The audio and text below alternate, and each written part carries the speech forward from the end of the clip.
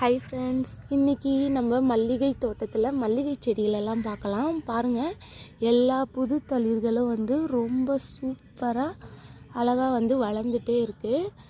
பார்த்திங்கன்னா நான் சொல்லியிருந்தேன் இல்லைங்களா, இந்த மாதிரி நீட்டாக வளரக்கூடிய அந்த கிளைகளை கட் பண்ணிகிட்டே வந்தோன்னா செடி நல்லா அடர்த்தியாகும். பாருங்கள், நிறைய புது தளிர்கள் வளரவும் இது நல்ல ஒரு பயனுள்ள டிப்ஸாக இருக்கும். பார்த்திங்கன்னா நிறைய புது தளிர் இருக்குது, எல்லா செடிகள்லேயுமே இருக்குது. இங்கெல்லாம் நான் கட் பண்ணி விட்டது தான். இந்த கட் பண்ண இடத்துல பார்த்திங்கன்னா அதை பாருங்கள், ரெண்டாக பக்க கிளை வளர்ந்துட்டுருக்கு கட் பண்ண இடத்துல. அப்புறம் மற்ற இடத்துலையும் நமக்கு இந்த புதுசாக புது தளிர்கள் வளரும். செடி அடர்த்தி ஆகும்.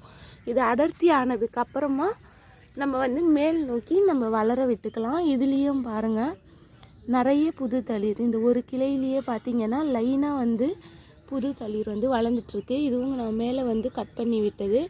இங்கேயும் பார்த்திங்கன்னா புது தளிர் இருக்குது, இங்கேயும் கட் பண்ணி விட்டுட்டோம்.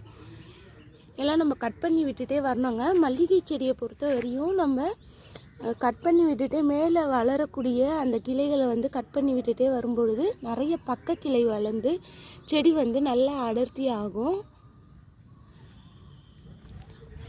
அடுத்ததாக நல்ல பழைய இலைகள் இருந்தால் அந்த இலைகளையும் ஒன்றொன்னா எடுத்துடுங்க. அதுவும் ஒரு நல்ல வளர்ச்சிக்கான டிப்ஸ் தான். மல்லிகை செடியை பொறுத்தவரையும் நம்ம கவாத்து செய்கிறது தான் ஒரு ரொம்ப நல்ல விஷயம். நம்ம எவ்வளோத்துக்கு எவ்வளோ நம்ம கட் பண்ணி விட்டுட்டே வரோமோ, இந்த இலைகளை நம்ம பழுத்த இலைகளை எல்லாம் எடுத்துடுறோமோ, புது தளிர் வேகமாக வளரும். செடி பார்த்திங்கன்னா நல்லா க்ரோத் ஆகும். பாருங்கள், இந்த மல்லிகை செடியில் நிறைய புது தளிர் வளர்ந்து இப்போ எல்லா தளிரும் நல்லா பெருசாக வளர்ந்துடுச்சு. வளர்ந்த தளிரில் பார்த்திங்கன்னா மொட்டும் வச்சுருக்கு பாருங்கள். தளிர் வளர்றது மட்டும் இல்லாமல் அதில் நமக்கு பூக்களும் பூக்கணும். அதுக்கு நம்ம சரியான உரங்கள் செடிக்கு கொடுத்துட்டே வரணும். தண்ணியும் நம்ம சரியான நேரத்தில் கண்டிப்பாக கொடுத்துட்டே வரணும். அப்போ தான் பார்த்திங்கன்னா செடி நல்லா தளன்னு மல்லிகை செடிகள் வளரும்.